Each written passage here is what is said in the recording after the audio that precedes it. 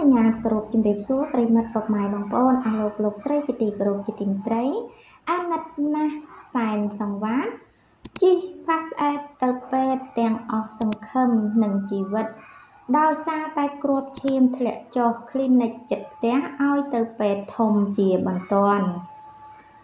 លោកសែនសង្វាតដែលត្រូវបានមហាជនស្គាល់និងគោរពស្រឡាញ់លោកតាមរយៈបទចម្រៀងពិរោះជាច្រើនបទហើយលោកក៏ជាបុគ្គលម្នាក់ដែលបានជួយដល់សង្គមជួយដល់ជនទីទ័លក្រជាច្រើនកន្លងមកតារាចម្រៀងរូបនេះតាំងពីមានជំងឺជាប់កាយមក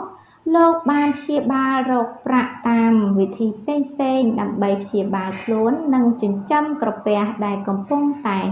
ស្រេកឃ្លានទោះបីជាខ្លួនមានជំងឺយ៉ាងណា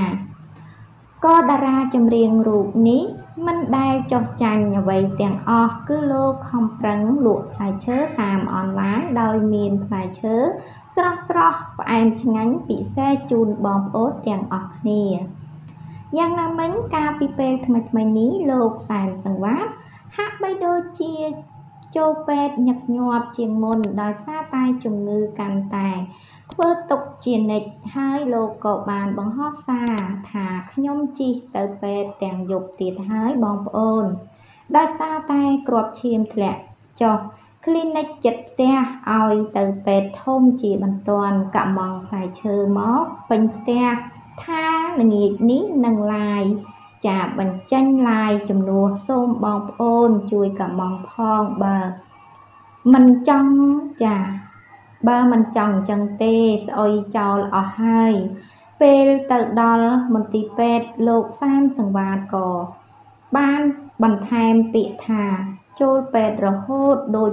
ចេញចូលផ្ទះខ្ញុំអើយខ្ញុំកើតមកយកជំងឺមកជាមួយឃើញថាគាត់បង្ហោះពាក្យនេះមកសូម្បីតែខ្ញុំក៏អាណិតគាត់ខ្លាំងដែរប្រិមត្តពុកម៉ែបងប្អូនគួរអាណិតមែនទែនអ្នកមានជំងឺទើបដឹងថាពិបាកយ៉ាងណាក្រោយពីទស្សនវិជ្ជាបែបនេះប្រិមិត្តដែលនិយមលេងក្នុងបណ្ដាញសង្គម Facebook មានការអាណិតអាសូរជាខ្លាំងដោយម្នាក់ផ្ញើសារជូនពរឲ្យលោកឆាប់ជាពីជំងឺនិងត្រឡប់ទៅផ្ទះវិញរកស៊ីចិញ្ចឹមជីវិតដូចមុនឃើញថានេះខ្ញុំក៏សូមជូនពរឲ្យលោកឆាប់ជាពីជំងឺផងដែរសូមអរគុណពុកម៉ែបងប្អូនដែលត្រូវបានចូលចិត្តតាមដានទស្សនា Channel របស់នេះខ្ញុំផងដែរសូមអរគុណសូមជម្រាបលា